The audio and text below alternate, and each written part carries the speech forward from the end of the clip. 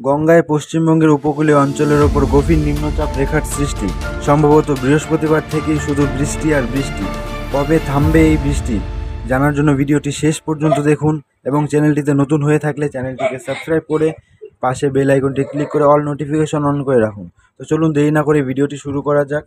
European centre for met studies model অনুযায়ী আগামীকাল বৃহস্পতিবার গঙ্গায় পশ্চিমবঙ্গের ওপর গভীর নিম্নচাপ তৈরি হতে চলেছে। এর প্রভাবে বৃহস্পতিবার এবং শুক্রবার পর্যাপ্ত পরিমাণে বৃষ্টি হতে পারে।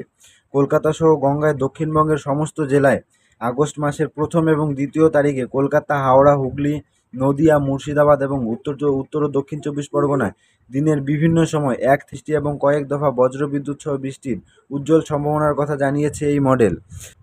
দক্ষিণ পশ্চিম মৌসুমি বায়ু বঙ্গে প্রবেশ করছে। মৌসুমি অক্ষরেখা বাংলা থেকে কিছুটা পশ্চিম দিকে সরে উড়িষ্যার বালাসোর হয়ে পূর্ব উত্তর বঙ্গোপসাগর পর্যন্ত বিস্তীর্ণ। এর ফলে ঝাড়খণ্ড ও বাংলাদেশে জোড়া ঘূর্ণাবর্তের সৃষ্টি হয়েছে এবং এই জোড়া ঘূর্ণাবর্ত পরস্পরের কাছাকাছি এসে গাঙ্গেয় দক্ষিণবঙ্গে নিম্নচাপ তৈরি করতে পারে। এর ফলে আজ বৃহস্পতিবার বজ্রবিদ্যুৎ সহ বৃষ্টির সম্ভাবনা রয়েছে বেশ কিছু জেলায়। ভারী বৃষ্টির সম্ভাবনা রয়েছে পূর্ব মেদিনীপুর, পশ্চিম মেদিনীপুরের বেশ কিছু অংশে। পাশাপাশি পূর্ব বর্ধমান, বাঁকুড়া, পশ্চিম বর্ধমানের বেশ কিছু জেলায় ভারী বৃষ্টির সম্ভাবনাও রয়েছে। হালকা থেকে মাঝারি বৃষ্টি থাকবে দক্ষিণবঙ্গের প্রায় প্রতিটি জেলায়।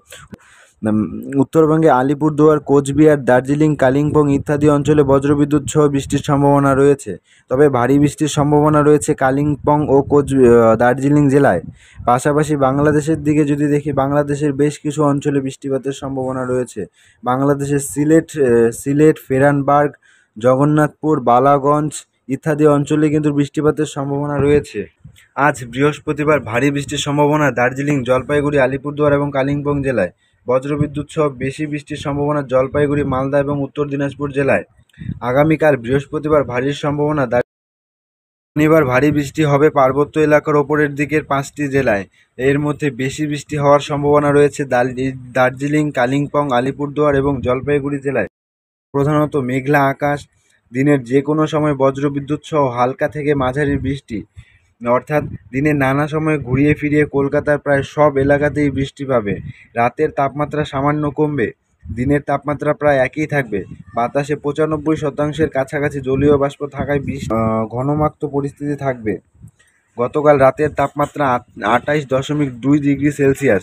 গতকাল দিনের তাপমাত্রা 31.9 ডিগ্রি সেলসিয়াস।